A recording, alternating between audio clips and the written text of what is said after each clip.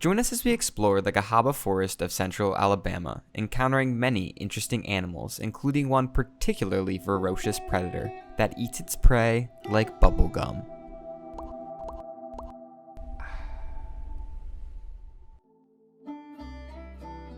It's a beautiful autumn day in the Cahaba National Wildlife Refuge of central Alabama.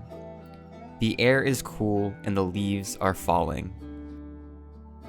The forest floor is damp from a recent shower, and an abundance of animals are out and about foraging for food, like this Webster Salamander.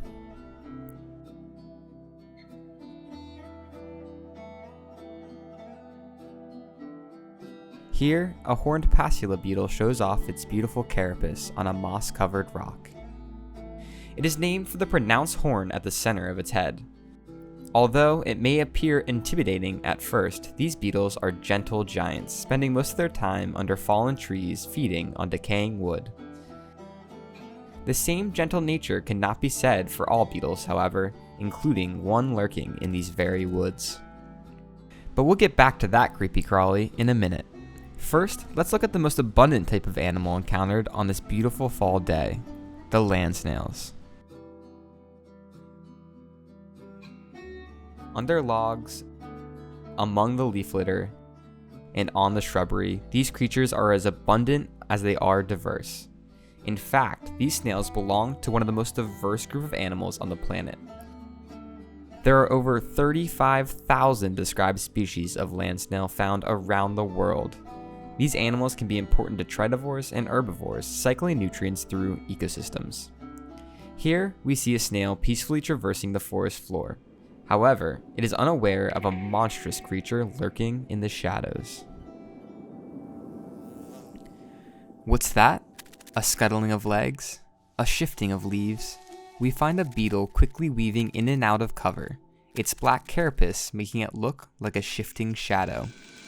This is Snails unicolor, commonly called the Unicolor Snail-eating Beetle.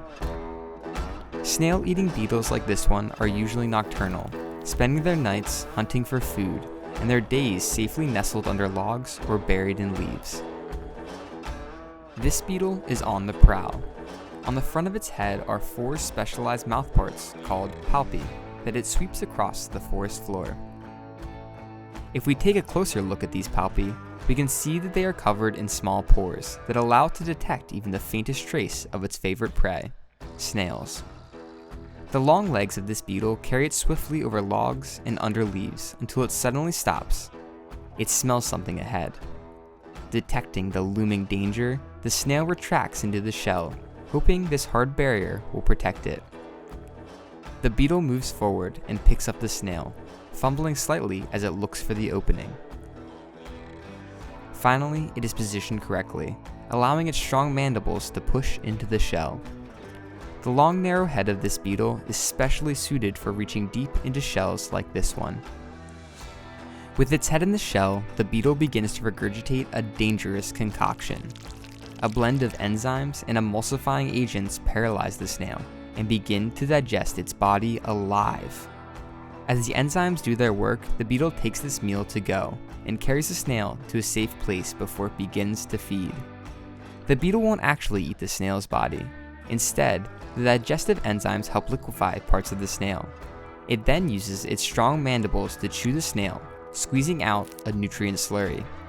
Special hair-like structures called settle fringes help it slurp up this nutrient smoothie. Like chewing a piece of gum to extract all of its flavor, the beetle carefully pulverizes each piece before spitting it aside and going for the next. The snail-eating beetle will take over 3 hours to eat just a small snail like this one, taking its time to savor every bit. The unicolor snail-eating beetle seems to have finally had its fill. It tucks the shell under the nearest log and takes off to find a nice quiet spot to rest as its meal digests. Snails unicolor is such a unique and interesting beetle. Similar snail-eating beetles can be found all across North America. It is truly amazing the things that you can observe on just a simple walk through the woods, if you just slow down and take time to observe the little animals all around you.